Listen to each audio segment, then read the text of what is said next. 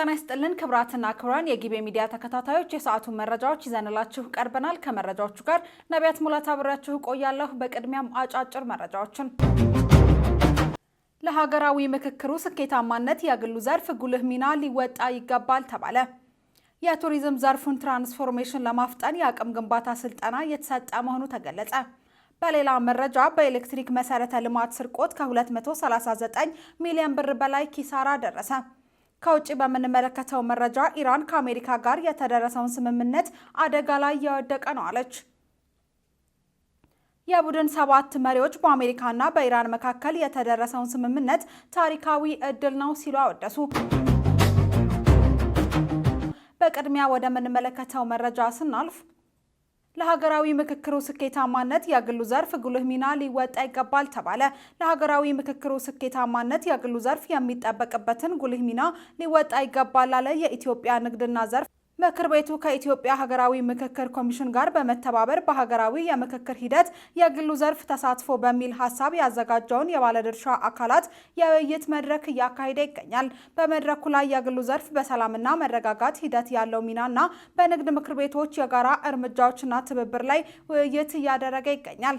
ኮሚሽኑ የምክክር አጀንዳና የሚወያዩ የማህበረሰብ ክፍሎችን ልየታ ሲያከናውን ቆይቷል ብለዋል። በሂደቱም በሀገርና የሰላም ግንባታ ሂደት የንግዱ ማህበረሰብ ያለውን ሚና በመለየት በሀገራዊ ምክክሩ በቂ ተሳትፎ እንዲኖረው መደረጉን አንስተዋል። ከተሰበሰቡት አጀንዳዎች መካከልም በሀገራዊ ምክክሩ ላይ መቅረብ ያለባቸው አጀንዳዎች ተለይተዋል ነው ያሉት። የምክር ቤቱ ምክትል ፕሬዝዳንት ዶክተር አይናለም አባይነህ በበኩላቸው ኢትዮጵያ በአሁኑ ወቅት በዜጎችና በተቋማት መካከል እምነትን ለመገንባት ፈጣን የዲሞክራሲያዊ ሽግግር ሂደት ላይ ትገኛለች ብለዋል። ምክር ቤቱ በምክክር ሂደቱ ላይ መሳተፉ ለኢኮኖሚ ማገገምና ለረጅም ጊዜ ሀገራዊ ልማት ከፍተኛ እገዛ እንደሚያደርግም አመላክተዋል። የግሉ ዘርፍ የኢኮኖሚ ጥቅሞችን በመወከል መረጋጋትን በማስፈንና ለሀገራዊ ተግዳሮቶችም ተግባራዊ መፍትሄዎችን በማበርከት በምክክር ሂደቱ ላይ ትልቅ ሚና እንደሚጫወት አረጋግጠዋል። የቱሪዝም ዘርፉን ትራንስፎርሜሽን ለማፍጠን የአቅም ግንባታ ስልጠና የተሰጠ መሆኑ ተገለጸ።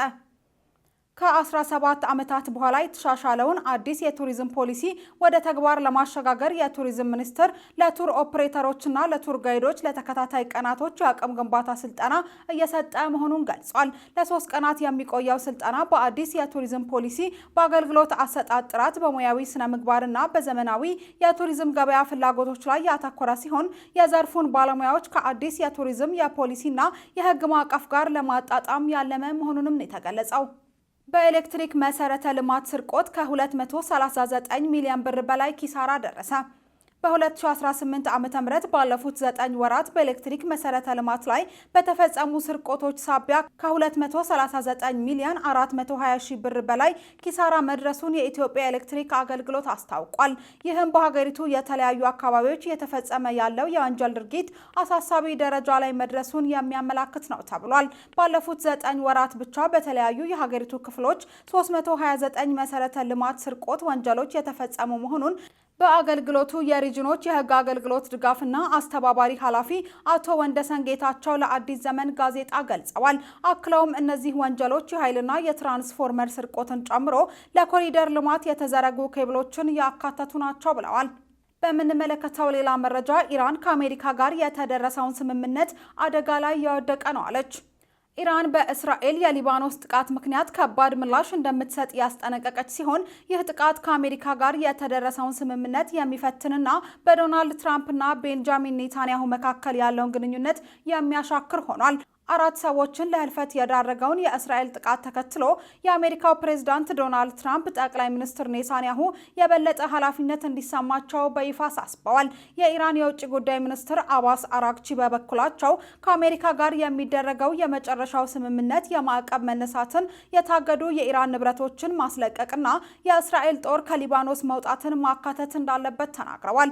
በሌላ በኩል ሶስተኛው የኢራን የነዳጅ ጫኝ መርከብ የአሜሪካ የባህር ኃይልን እገዳ አልፎ መውጣቱን የተገለጸው የአሜሪካ ምክትል ፕሬዝዳንት ጄዲ ቫንስ ስምምነቱ ቀላል መሆኑን ጠቅሰው ኢራን የኒኩለር መሳሪያ ካላበለጸገችና ሽብርተኝነትን በገንዘብ መርዳት ካቆመች እውነተኛ ጥቅሞችን ልታገኝ እንደምትችል ነው የተናገሩት።